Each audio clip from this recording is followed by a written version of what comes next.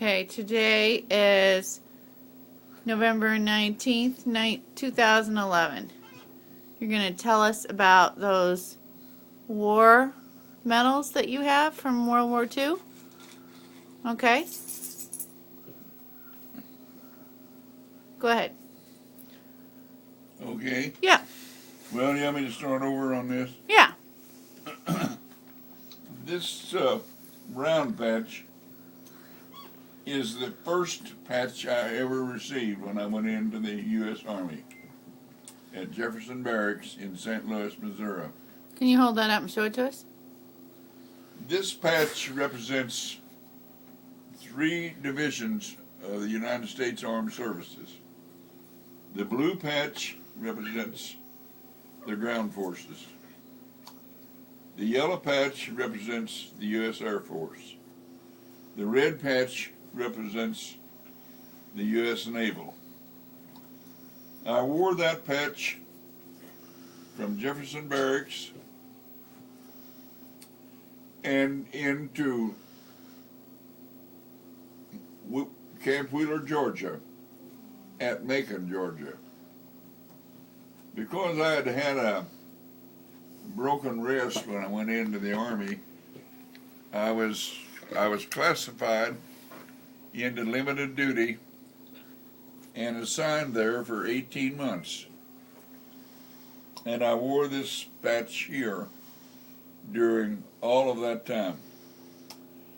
Finally, my arm healed well enough that I was reclassified for active duty in any branch of the armed service. And in so doing, they transferred me from Camp Wheeler, Georgia to Fort Meade, Maryland, where I was assigned to a load going overseas, and I joined the 5th Army, which encompassed the 88th Infantry Division in Oran, Africa. I was assigned to Oran, Africa, to the 88th Infantry, just as we had driven the Germans out of Africa and into Italy.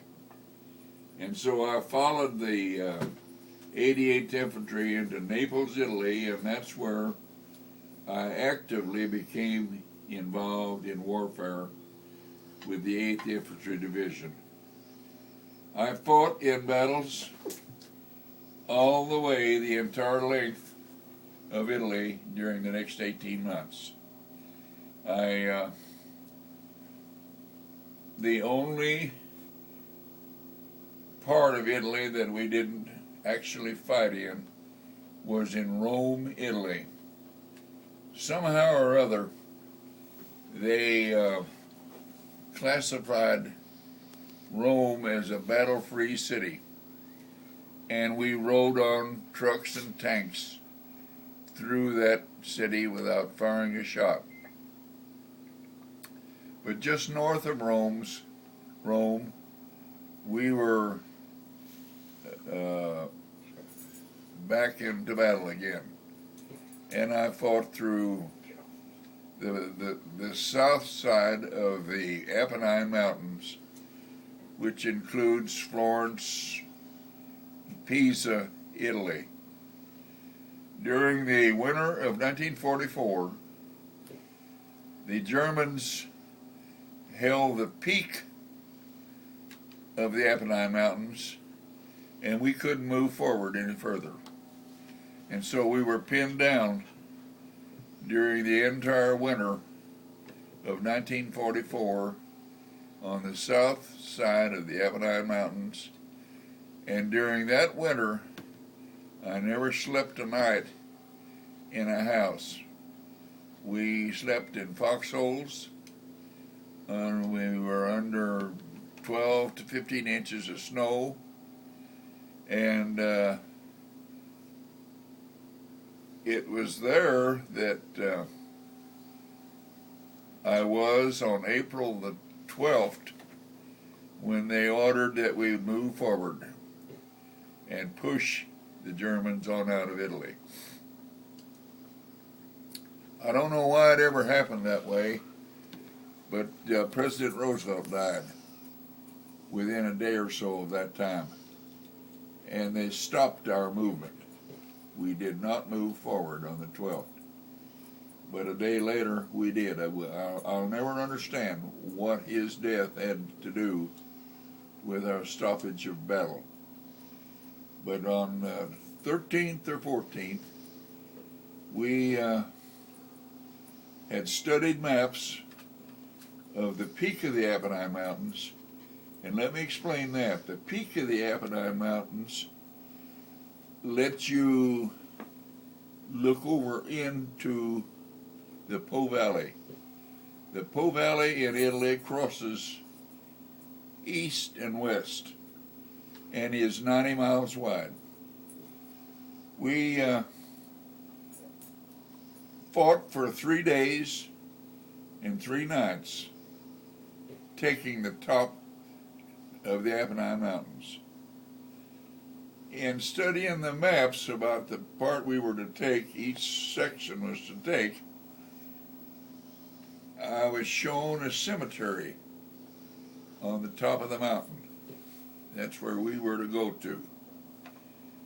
When we got to the top, we were actually stepping on the bodies of German and American soldiers. That many were killed. It was hard to even move forward without stepping on a man. Finally, the Germans had withdrawn further, and then they threw big shells back at us. Shells that would blow a hole as big as this room. And Charlie Longest, who was a buddy of mine, is now deceased, and I were together, right together, and we ended up in a get out of the gunfire in one of those large holes. And Charlie said, "Duke, where in the hell is all these bones and rags coming from?" I said, "Well, do you remember that map we studied?" He said, "Yeah, what about it?" I said, "We're in that cemetery." And we had, that one of those shells had blown Oh my that gosh. size hole out of an old Italian cemetery. And we were among bones and rags. Well, we still kept pushing forward. And as we went down into the Po Valley to cross and go out the north side of Italy,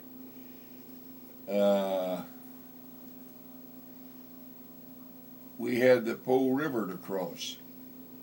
And when we got to the Po River, the Germans were in such a state of retreat that they dropped their horses, they dropped a lot of ammunition, a lot of weaponry, and we picked it up. And we crossed the Po River, which is a wide river, very wide, and got on the north side, and in 3 days and 3 nights, we moved 90 miles across the Po Valley. It was that much. They brought trucks along and men that couldn't stand it, couldn't walk it. They threw them on a truck and they kept going. You didn't stop for anything. They brought mules and horses to carry the ammunition, carry us food and ammunition. And on the last week of the war, we were going out of Italy into Austria in the Brenner Pass. That's Brenner, Brenner Pass. I'll never forget it. When I went into southern Italy, I was assigned a machine gun section, 64 men. And when that morning in northern Italy, in the Brenner Pass, we were all killed, had all been killed except 16 of us. And I lost 3 of my men that morning, were killed. when the flag came through to cease fire. I had just lost 3 of my men that had been with me all the way through. It was pretty tough. I stayed in the little town of Predazio, Predazzio, Predazio, Italy. If you ever get a chance to go there, it is a beautiful little town. I stayed there for about a week, and we guarded and disarmed German prisoners.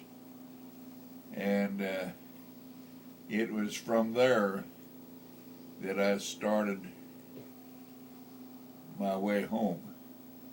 But I skipped over a part of the things that happened in those 3 nights and days crossing the Po Valley.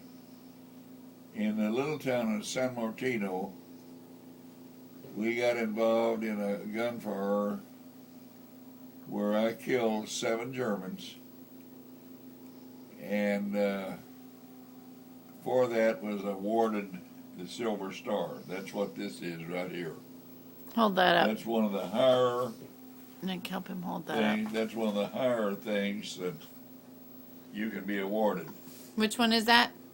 The one on the That's left? the Silver Star. This one right here. Yeah. How come it's not silver then? Why is it gold? Well, it's called a Silver Star. I don't know. There's a silver star in the middle. Is there a silver No, star? No. this in the middle is just a ground forces medal, indicating that I was in the ground forces, not in the air, not in the Navy. Right. In another battle in the Po Valley that I got involved in, I was awarded the Bronze Star. Strangely enough, it's not as highly recognized as the Silver Star, but I was awarded the Bronze Star for killing more men than I did for the Silver Star. And I actually earned another Bronze Star that never did get onto my record in still another battle. I should have had 2 Bronze Stars, Ground Forces, and Silver Star. And then you see this rifle up here? That represents a combat medal. That represents that I was inside of the enemy, inside of where a rifle could kill a person, and I was paid an extra $10 a month for that combat medal.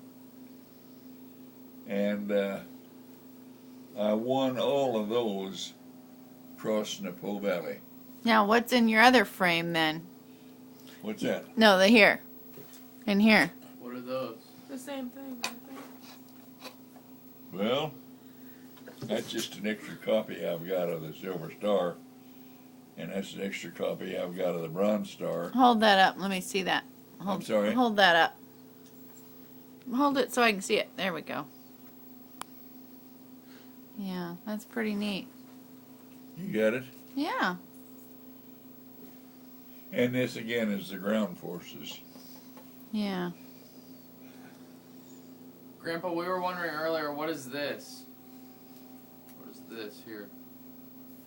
I took that off of a German soldier they killed. Where'd you get that? It was in there. It was in the East Room. Yeah, He thought it was a letter opener. I know. It's not sharpened. We used it for anything. But it was, they fastened it on a rifle. They fastened it on a rifle. Bayonet. It would do the I trick. took it off him. I took his helmet. I took his field glasses. They're out there. And in the battle that I got this Bronze Star, I took that guy's rifle and it's upstairs.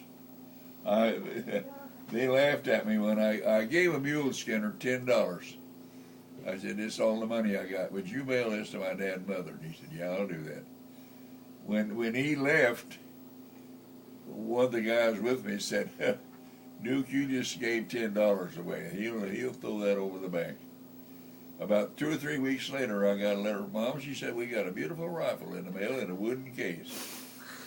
He went back to the behind the line somewhere and built a wooden box and put that rifle and all the ammunition in it and shipped it to Dad and Mom. And it's upstairs in that closet. It's locked. But it's a wonderful rifle. Not made in Germany. It's made in some other little foreign country or whatever. but it's a beautiful rifle. Well, that's pretty neat. That's pretty neat. So, Well, those are stories that, there aren't very many people left to tell. no, that's right. How many of you are left now? 2. Right. I'll tell you the rest of the story. Of the 16 of us who were not killed, came home like I did. They're all now deceased except 2 men. Woody Martin in Bedford, Indiana, and me. And he and I have an agreement. We call each other every other month. I call him 1 month, he calls me 1 month. It saves money. And we laughingly tease each other about who's going to be the last one. And I always tell him, Woody, I don't want to wish you bad luck, but I'm still here. and we get a laugh out of it. Woody and his wife are wonderful people. He and his wife came here and visited Marge and me one time. That's funny. In their motorhome. They'd been in Texas for the winter. And so he's got the odds in his favor. He's 1 year younger than me. And he was a staff sergeant, and I was a technical sergeant. What's the difference? Well, a technical sergeant's 1 stripe higher rank. There's, let me explain the ranks of a sergeant. There's 3 stripes over is a full buck sergeant. 1 stripe under with the 3 stripes on top is a staff sergeant. 3 stripes on top and 2 stripes under there is a technical sergeant. That pretty well tells you that you're eligible for leadership and for about any equipment there is to be fired and so forth. Then 3 stripes over and 3 stripes under is two things. It's a master sergeant, and if it's got a diamond in the center between the ones over and the one at the bottom, that's a first sergeant. A first sergeant is strictly office work, top dog. A master sergeant is top dog over any command in the service. In the